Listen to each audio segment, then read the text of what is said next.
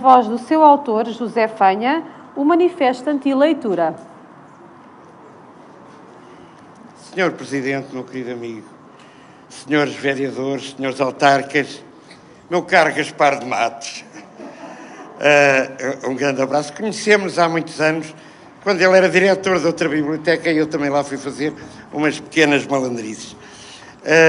Nós somos um bocadinho filhos deste tempo.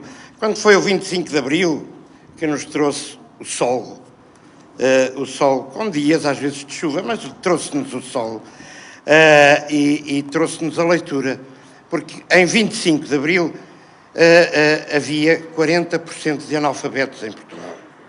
40%. Houve uma menina que me contou a história de uma avó que, quando tinha 6 anos, disse ao pai: olha, pai, eu queria ir para a escola para aprender a ler. Nem penses nisso, vais trabalhar para o campo. Depois, mais tarde, casou-se e disse ao marido: eu gostava tanto de ir para a escola para aprender a ler e a escrever. E o marido disse: nem pensar, vais trabalhar para o campo.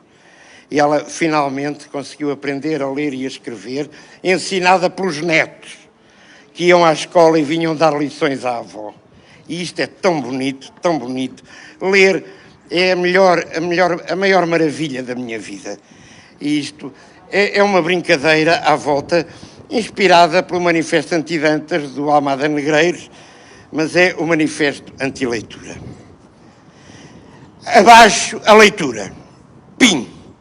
Andam por aí elementos suspeitos que se escondem nas sombras das livrarias e das bibliotecas e chegam a penetrar nas escolas para espalhar um vício terrível e abominável, especialmente junto dos mais novos, dos mais tenros, dos mais ingênuos, um vício que se chama leitura.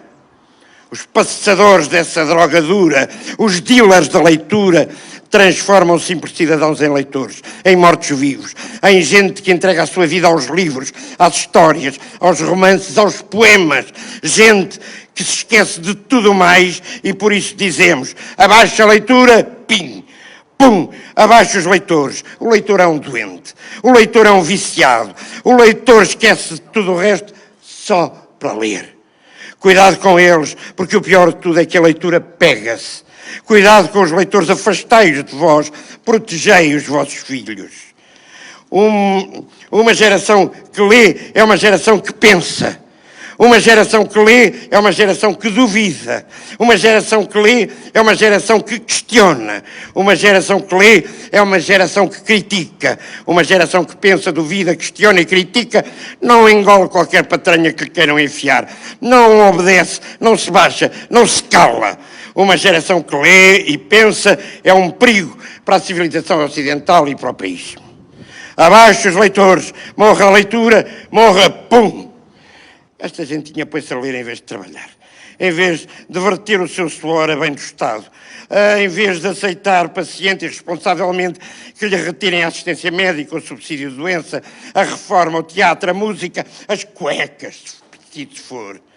Esta gentinha que lê perde-se a interrogar as medidas necessárias e urgentes para o bem do mercado, dos bancos e dos seus acionistas, que são quem faz andar o país. Quem lê ainda por cima diverte-se, entretém-se a ler. Os leitores viajam e aprendem e refletem e riem e choram e sonham. Acabe-se com a leitura de uma vez. Morra a leitura. Pim, pam, pum. A leitura faz conhecer personagens imorais, como o débil Carlos da Maia e a desavergonhada Eduarda da Maia, sua irmã, e bruxas repelentes como a Dama Pedra Cabra, do Alexandre Herculano, e a Belimunda do Memorial do Convento. Seres inúteis e reais, como o gato Zorbas, da gaivota e do gato que o ensinou a ler. Criaturas atrevidas e desobedientes e revolucionárias, como o João Sem Medo, o Pinóquio, o Tom Sawyer, o Oliver Twist, e loucos, como o cigano Melquíades e o coronel Buendia dos 100 anos de solidão.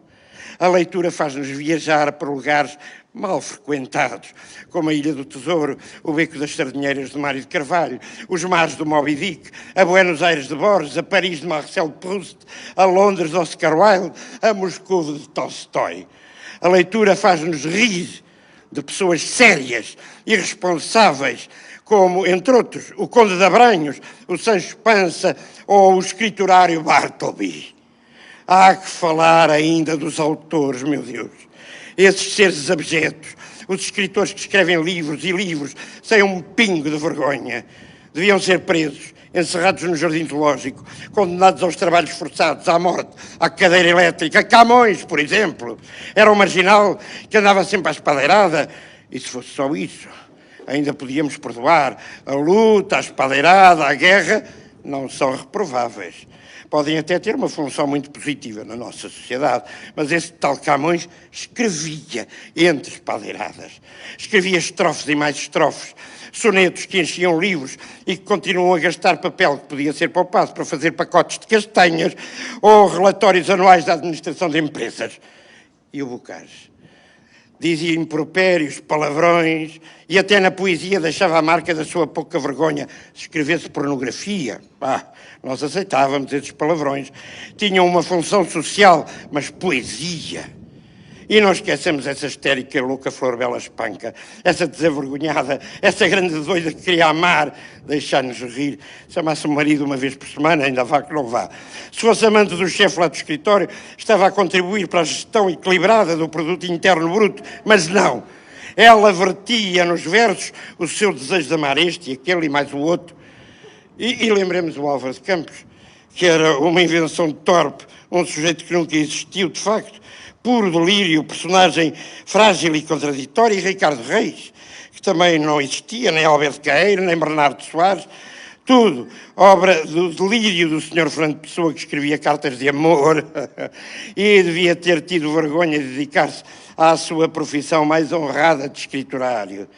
De muitos mais escritores poderíamos falar, gente negra, que se deixa afundar entre palavras e só gosta de mexer na miséria e na lama.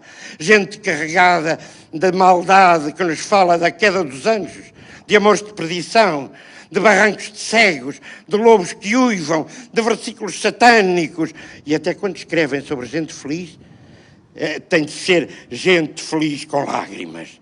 E há quem os leia, quem sofra com eles, quem toque carinhosamente nos seus livros, no seu saber, e sem saberem sequer que o veneno entra pelos olhos dentro, pelos olhos de quem os leem e pelos dedos que folheia. E depois da leitura de uma página, por vezes depois da leitura de um só parágrafo, já não há remédio, eles já são leitores, estão irremediavelmente apanhados pelo canto de sereia da leitura. A possibilidade de salvação é extremamente diminuta. Os livros deviam ser reciclados e transformados em lenços de papel, em solas de sapatos, em bolas de futebol. Livrai-vos de os ler, ou melhor, queimai-os. Lembrai-vos daqueles que ao longo da história tentaram salvar-nos, queimando pilhas e pilhas de livros. Digamos com eles, abaixo os livros, morra a leitura, morra, pim! Os livros fazem-nos afastar da realidade da economia, do mercado do futuro. Uma ponte é feita com ferro e cimento e não com livros. No tribunal o advogado não defende um criminoso com poesia. Na sala de operações o cirurgião não abre os órgãos de um doente com um romance. Ninguém se deixa corromper só por um soneto. Abaixo a poesia, abaixo a prosa, abaixo o ensaio, pã, morra a leitura, morra, pum. E temos de falar das bibliotecas. Essas casas sombrias onde o vício é permitido. Pais, protegei os vossos filhos. As bibliotecas são autênticas salas de chuto, de porta aberta ao público. E estão carregadas de alto a baixo de livros. E os livros estão à vista. E pior ainda, os livros estão à mão de qualquer criança ingênua. Alguns até têm ilustrações. E o pior é que podem ser requisitados e levados para casa, para o seio da família, onde vão espalhar a ação desagregadora e malfazeja. Morra a leitura, morram as bibliotecas, pim, pam, pum. Mas não há nada de desesperos, ainda há esperança para o futuro. Por alguma razão, muitos dos nossos melhores e mais impolutos dirigentes só leem resumos, ou extratos de conta bancária, quanto ao resto nada, nem uma palavrinha. nem uma linha. E quando lhes perguntam o que andam a ler, muito perspicazmente, eles inventam os títulos de livros que não existem para lançar o engano e, quiçá, salvar alguns dos terríveis viciados na leitura. Sigamos o exemplo de muitos dos nossos dirigentes e gerentes e gestores que nos apontam a ter a coragem de dizer bem alto: a leitura prejudica gravemente a ignorância.